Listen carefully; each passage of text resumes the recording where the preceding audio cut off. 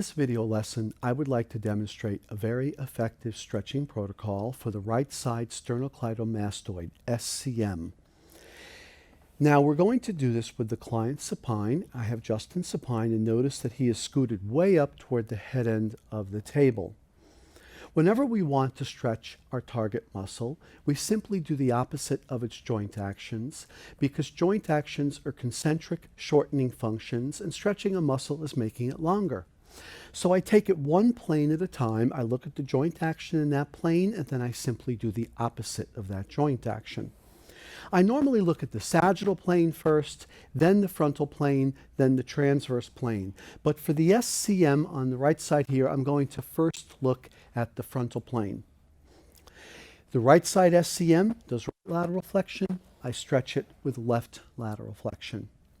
The right side SCM, being a contralateral opposite side rotator, it does left rotation. I stretch it with right rotation. So far I have right rotation and left lateral flexion to stretch it. Then I look at the sagittal plane, and the SCM is unusual in this regard because it crosses the lower and middle and most of the upper cervical spine anteriorly and does flexion of the neck, therefore. But by the time it crosses onto the mastoid process of the temporal bone and the occipital bone, it has crossed the atlanto-occipital joint to move the head into extension relative to the atlas C1 at the atlanto-occipital joint. Therefore, to stretch it in the sagittal plane, I would need to extend the neck but flex the head.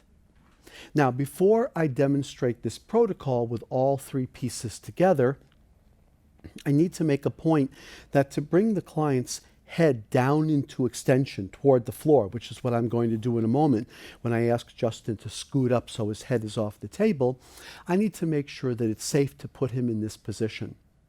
I would never extend the client's neck and or head unless I knew that they were first negative to an orthopedic assessment test called vertebral artery competency test, also known as vertebral artery insufficiency test. And even if they're negative to this test, some people can still not tolerate the position of head-neck extension. Elderly people usually cannot. If someone has a predisposition toward migraines or glaucoma, they might be precautioned to not have this stretching protocol employed. And even if they're fine with all of those components, this is an unusual position for most people to go into, so please employ it very gently and build up the assertiveness of it over a period of many sessions. And one more thing, I'm going to be bringing his head down toward the floor and therefore toward the head end of the table. If there's anything hard on the head end of the table that's sticking out, metal, plastic, wood, we might be pushing their head into it, so make sure that there is not anything there and or you have covered it with a towel or a cushion. Okay, now let's employ the stretch. Justin, can you scoot up off the end of the table? I need him to go far enough so his head is off just a little more. There we go. He needs to go far enough up to the head end of the table so when I bring him down, his head will not hit the table and block the excursion path of the stretch. Come another inch or so. Justin is a dancer. He's very flexible, so he can move more than most people can into these joint action positions. Okay. So also notice that while I'm discussing this stretching protocol with him, if I were to explain to my client what I'm going to be doing, I'm not holding his head up in the air. I have my forearms resting on my thighs so that I can be relaxed and use my core here. So let's now take a look one plane at a time. The right SCM does right lateral flexion. I want left lateral flexion. The right side SCM does left rotation. I add in right rotation.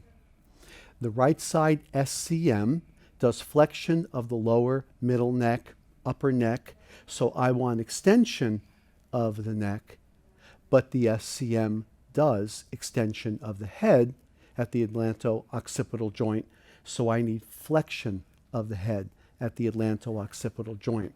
So I actually am looking at 4 components at the same time. I'm looking at left lateral flexion in the frontal plane, right rotation in the transverse plane, extension of the neck in the sagittal plane, and flexion of the head in the sagittal plane.